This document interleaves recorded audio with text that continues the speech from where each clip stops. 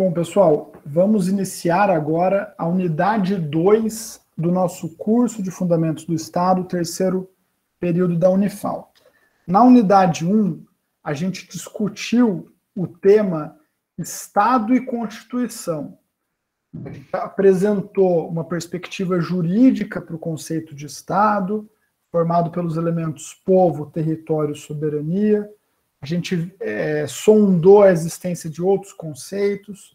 Depois, a gente refletiu sobre a Constituição Federal de 88, nossa Constituição atual, após também uma reflexão sobre a história constitucional brasileira. A gente discutiu também a organização político-administrativa do Estado brasileiro, a forma de Estado federativa, as características e as competências de cada unidade federativa, e a gente debateu a regulamentação político-jurídica dos poderes do Estado brasileiro. Então, na primeira unidade, a gente traçou um panorama sobre o Estado e a Constituição que temos no Brasil hoje, características gerais, uma discussão introdutória. Agora, na unidade 2, a gente vai debater o tema da cidadania. A unidade se chama Cidadania, Direitos e Deveres. E a nossa discussão vai ser sobre os direitos e deveres que caracterizam a relação, né, do povo com o Estado brasileiro. Os principais direitos e deveres que caracterizam a cidadania nacional. A gente vai focar a discussão nos direitos políticos, nos direitos sociais e nos direitos ambientais, após ter feito um panorama geral sobre o tema da cidadania, que é justamente o que faremos hoje, esse panorama geral sobre cidadania, dando início à unidade 2, que transcorrerá aqui em ensino remoto durante o ano de 2021. O que é cidadania? Eu gosto muito de olhar a etimologia das palavras, a origem dos termos. E eu uso para isso o dicionário Hawais, que eu recomendo a todos e a todas, eu tenho ele instalado aqui no meu computador. Cidadania vem da palavra latina civitas, que significa cidade ou reunião de cidadãos. Quando a gente fala de cidadania, a gente está falando desse elo, desse vínculo de direitos e de deveres que caracteriza a relação de um Estado com o povo que o constitui do ponto de vista jurídico-político. Então, cidadania é esse vínculo político-jurídico entre Estado e povo. A Hannah Arendt, uma filósofa europeia, ela tem uma conceituação, ou ela atribui ao conceito de cidadania uma ideia bastante disseminada e interessante, segundo a qual, né, para Hannah Arendt, a cidadania é o direito a ter direitos. Então, a cidadania é uma espécie de direito básico ou pressuposto que habilita as pessoas a ter e a gozar o conjunto de direitos que é possível em cada momento histórico e em cada lugar geográfico. Então, a cidadania é essa espécie de direito base, o direito a ter direitos. Um cientista social inglês, de sobrenome Marshall, ele foi muito influente na discussão do século XX, E o José Murilo de Carvalho, um cientista político brasileiro, no livro A Cidadania no Brasil, utiliza bastante as ideias do Marshall. Esse livro, A Cidadania do Brasil, a introdução, a conclusão e o pós-fácil desse livro são leituras obrigatórias aqui para essa aula, né, de introdução a essa unidade.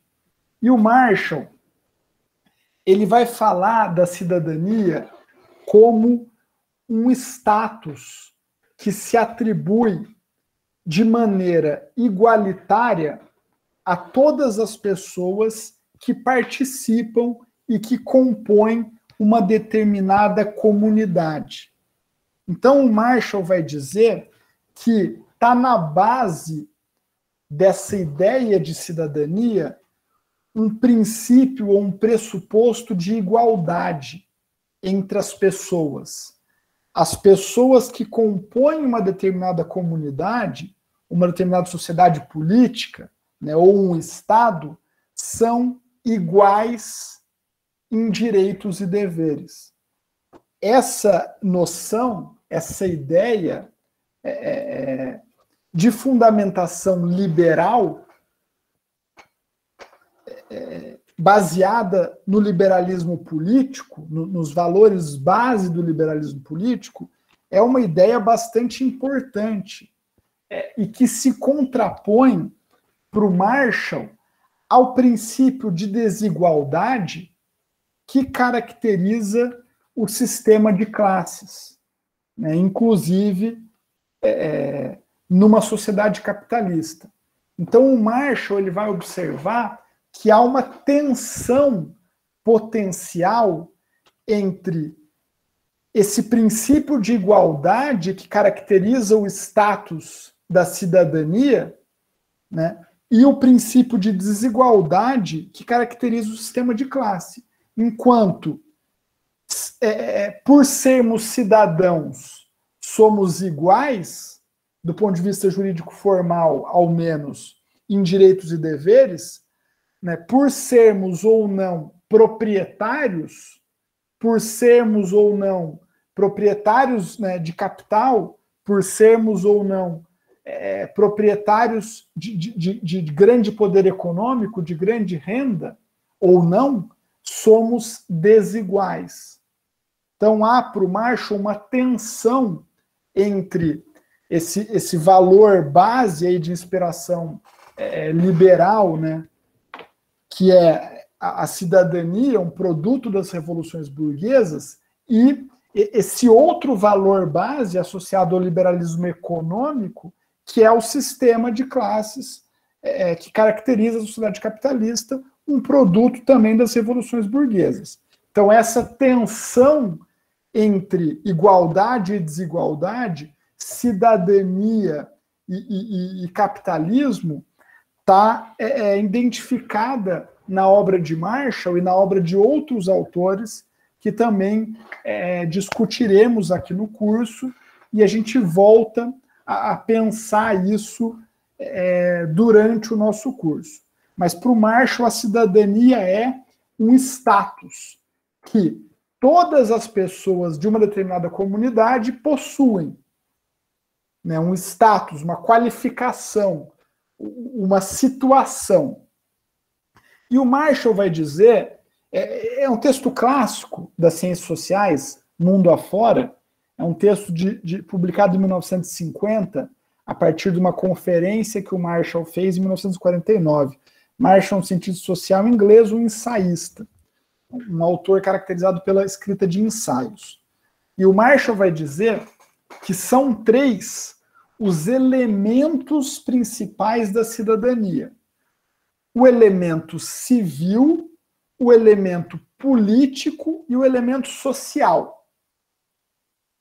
O elemento civil da cidadania, por Marshall, diz respeito aos direitos civis, aqueles direitos que visam proteger as liberdades individuais. São esses direitos o direito à vida, o direito a ir e vir, né, o direito de imprensa, o direito de propriedade, o direito de associação, o direito de escolha do trabalho, o direito de acionar o judiciário e ter um processo regulamentado, entre outros. Esse conjunto de direitos protegem para o Marshall as liberdades dos indivíduos e compõem o elemento civil da cidadania, desse elo que une povo e Estado. E para o Marshall, foram os tribunais de justiça, ou são os tribunais de justiça, os grandes agentes de efetivação e de proteção desses direitos. A principal instituição que se associa às liberdades individuais, aos direitos civis, é para o Marshall os tribunais de justiça. O elemento político da cidadania diz respeito para o Marshall à participação na tomada de decisões de interesse coletivo. Diz respeito à participação no governo. E inclui direitos como votar, se candidatar, organizar partidos, opinar, se manifestar publicamente, entre outros. Para o Marshall, a principal instituição que se associa aos direitos políticos são os parlamentos, né, os congressos legislativos. E, por fim, o Marshall fala do elemento social da cidadania, que diz respeito àquele conjunto de direitos que visam garantir a todos e a todas um mínimo de bem-estar e segurança, é o termo que o Marshall usa, e o José Murilo de Carvalho vai falar de participação nas riquezas socialmente produzidas. São direitos como educação, saúde, trabalho, né, enquanto regulamentação de direitos trabalhistas, previdência, assistência, entre outros. A principal instituição a que o Marshall associa, né, esses direitos são os sistemas educacionais e os serviços sociais, lembrando que Marshall escreve isso na Inglaterra pós-Segunda Guerra, né, em 1950. Esse texto célebre, o Marshall, além de, como ele próprio diz, né, agir enquanto sociólogo e caracterizar essas três dimensões, o Marshall discute o caso inglês, o caso da Inglaterra, entendendo e explicando que houve, na conquista desses direitos, uma sequência que é cronológica e que também é relacional. De modo que, para o Marshall, no século XVIII, se conquistaram os direitos civis, no século XIX se conquistou os direitos políticos e no século XX os direitos sociais foram conquistados. Na discussão que o Marshall faz, o século não é precisamente ali de 1701 a 1800, né? Mas, grosso modo, há uma correspondência, né? Mas o Marshall cita fatos anteriores e fatos posteriores a cada um desses momentos históricos, sem que isso anule o núcleo dessa reflexão marshalliana, referente ao caso inglês.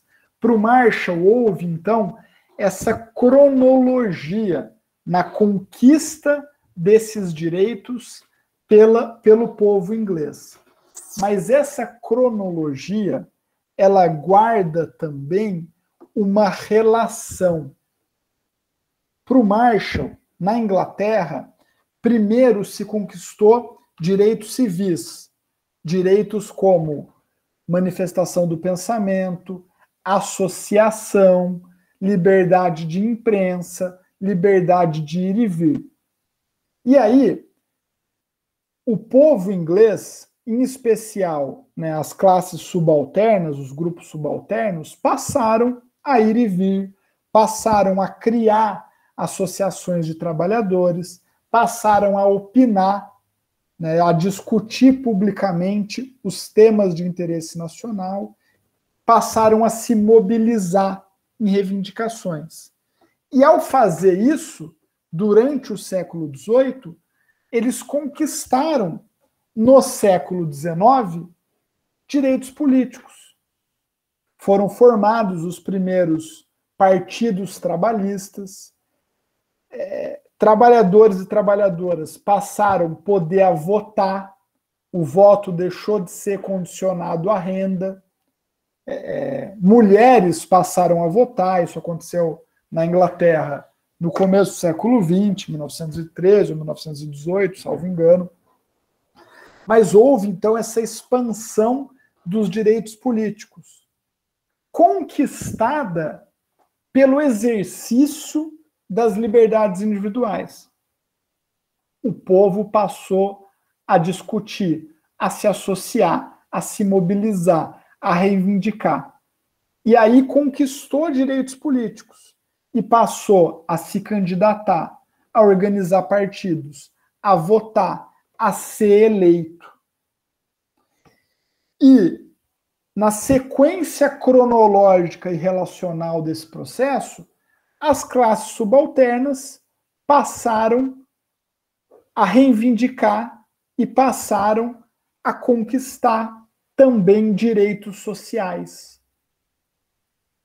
Passaram a ter regulamentação trabalhista contra os abusos e os absurdos que aconteciam numa dinâmica laissez-faire, laissez-passer de relação contratual, em que não havia intervenção do Estado, típica do liberalismo econômico, da lógica do liberalismo.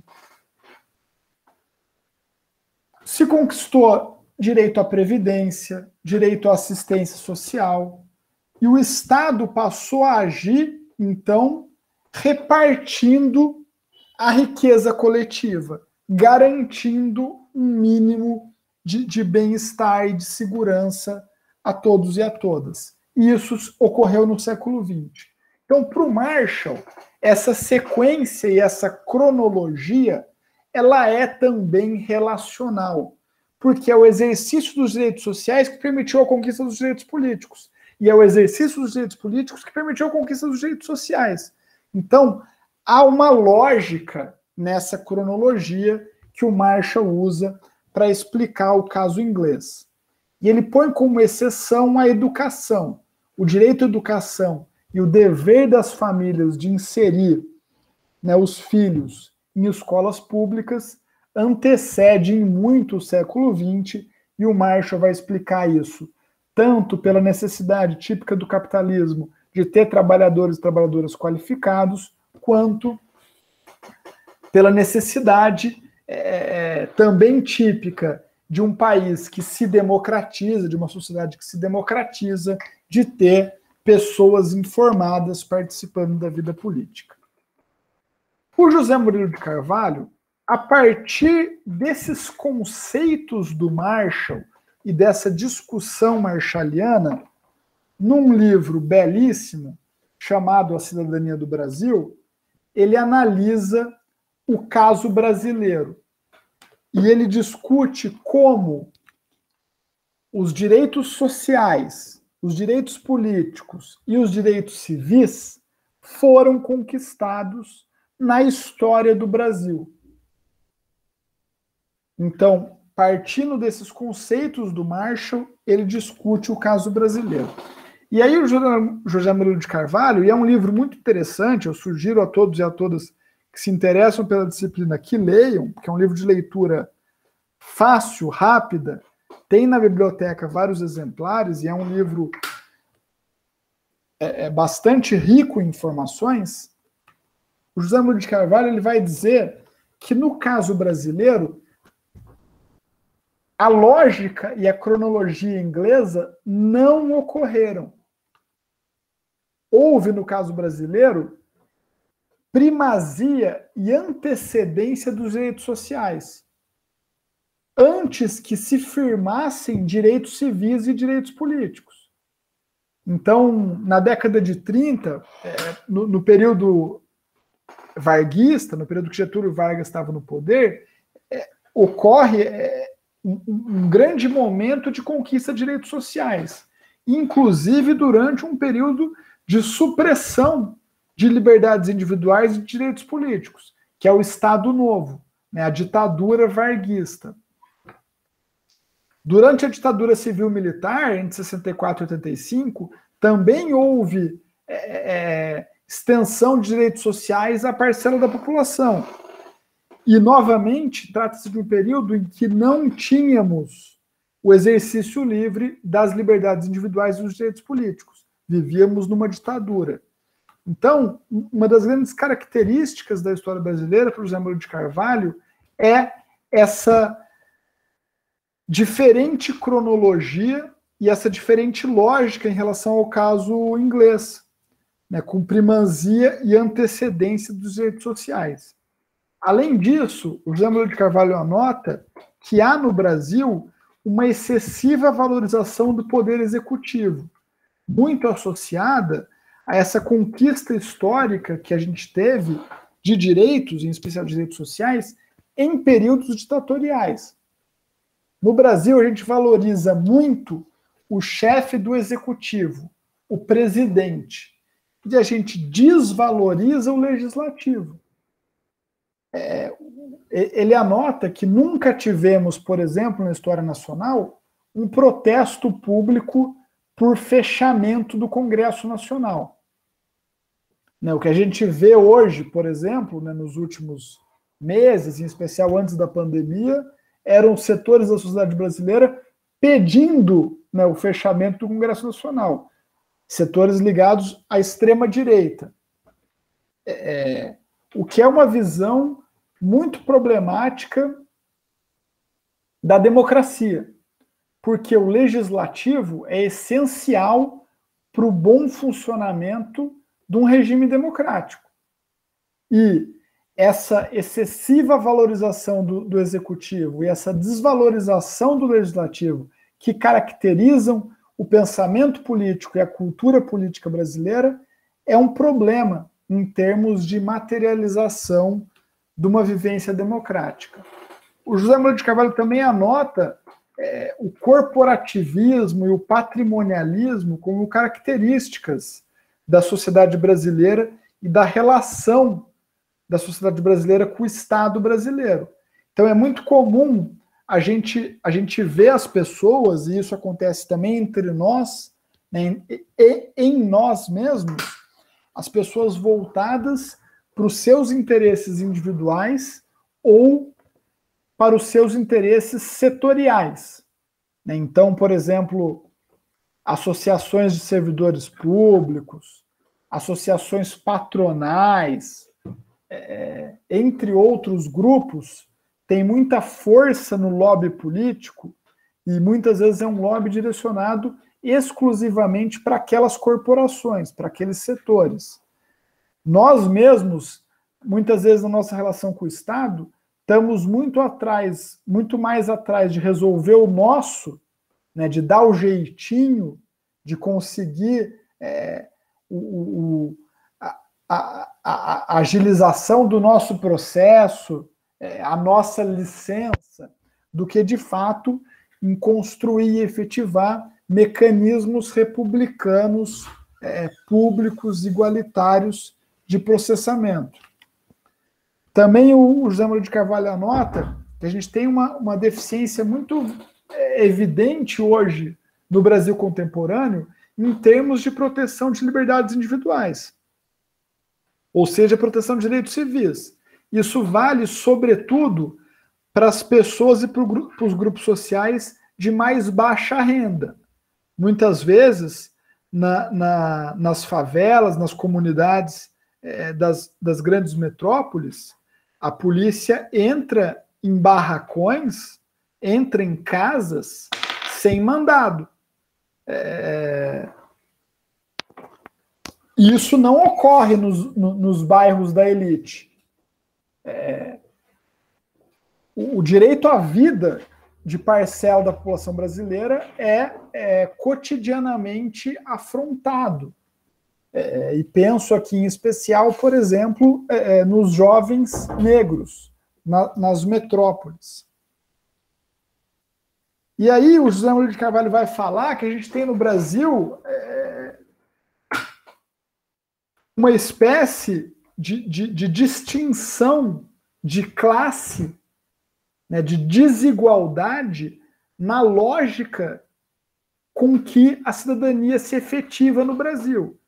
Enquanto, do ponto de vista ideal, cidadania é esse status baseado num princípio de igualdade em direitos e em deveres, na realidade brasileira, histórica e contemporânea, a gente vê muitas vezes cidadãos de primeira classe, vamos dizer assim, entre aspas, que têm acesso a tudo e a todas, que têm o WhatsApp do governador, o contato direto com a presidência da República, que se reúnem com o prefeito, vamos dizer assim, entre aspas, e a gente tem outros grupos societários que só veem a face dura do Estado, a face da violência policial, a face da negação das políticas públicas, e não tem acesso verdadeiro a um conjunto de direitos que, pela sua condição jurídico-formal de cidadão brasileiro ou de cidadã brasileira,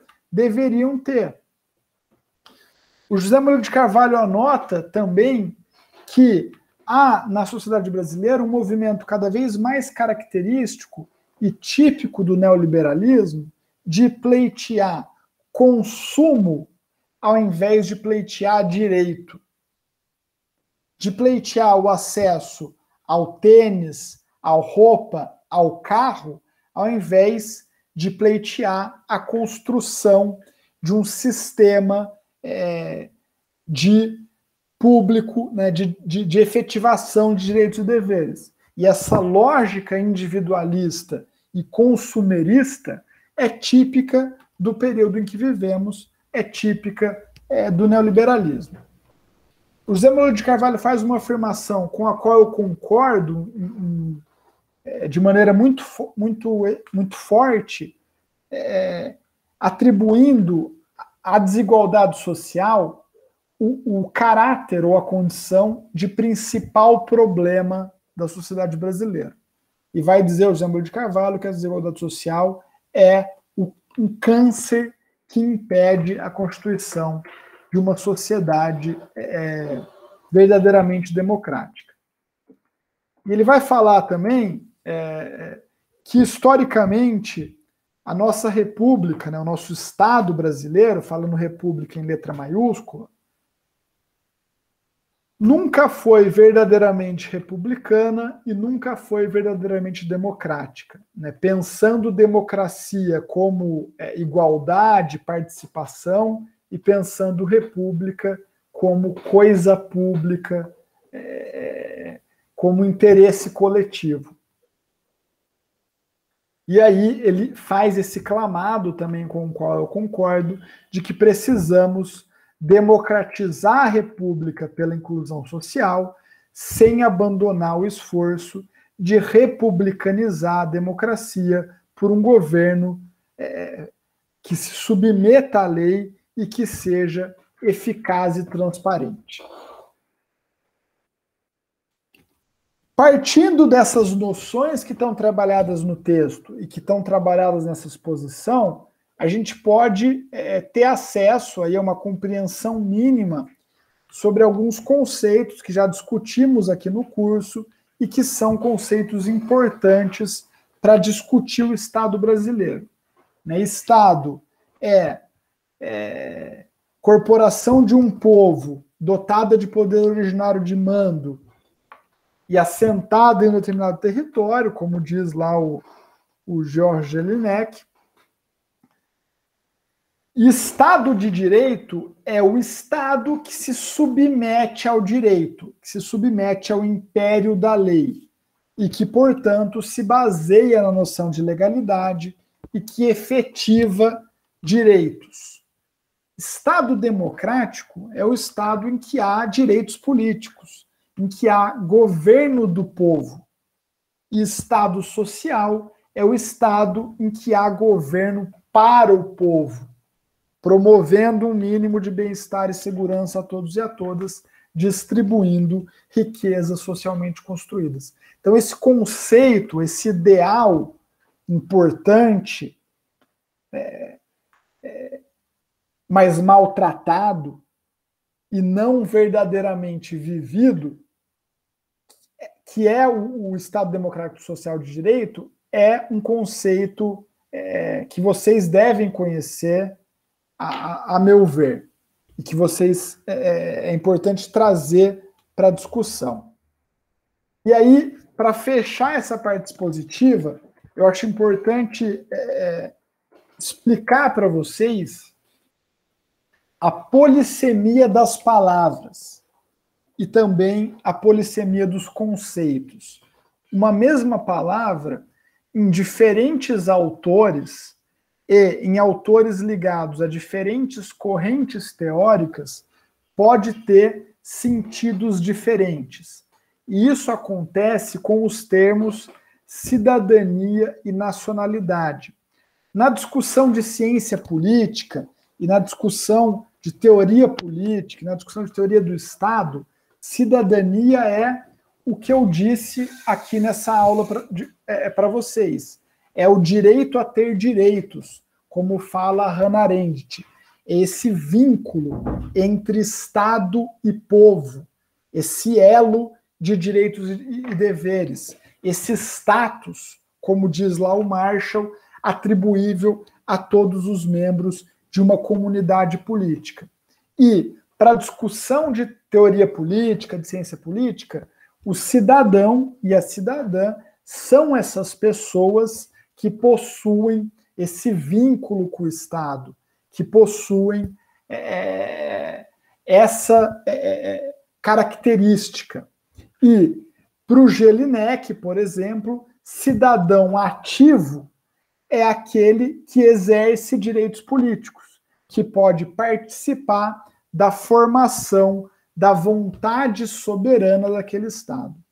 A Constituição Federal de 88 trata esse tema com uma nomenclatura diferente. Para a Constituição Federal de 88, a pessoa que possui esse vínculo com o Estado é o nacional, é a pessoa de nacionalidade brasileira, o brasileiro ou brasileira. E a pessoa que pode participar da formação da vontade soberana, que exerce direitos políticos, é o cidadão, o brasileiro ou brasileira em gozo dos seus direitos políticos. Então é uma questão de nomenclatura, mas que num curso de Fundamentos do Estado, dado por um docente com formação jurídica e doutorado de sociologia, vocês devem aprender, tem que entender isso. Para a Constituição brasileira, o nacional é essa pessoa que tem direito a ter direitos, aí para usar a expressão da Hannah Arendt. E o cidadão é o brasileiro que possa gozar dos seus direitos políticos. Nesse segundo bloco do nosso curso, nessa unidade 2, a gente vai refletir, então, sobre a cidadania. Que direitos e que deveres possuímos aqui no Brasil hoje? A gente vai discutir especialmente essas 3 dimensões da cidadania, esses 3 tipos de direitos e deveres. A dimensão política, a dimensão social e a dimensão ambiental. O Marshall não falou de cidadania ambiental. A discussão dele é uma discussão de 1950, período em que a discussão sobre meio ambiente, proteção ambiental, não tinha atingido a importância e a relevância que tem hoje. Todavia, contemporaneamente, falar de proteção ambiental é um tema absolutamente essencial.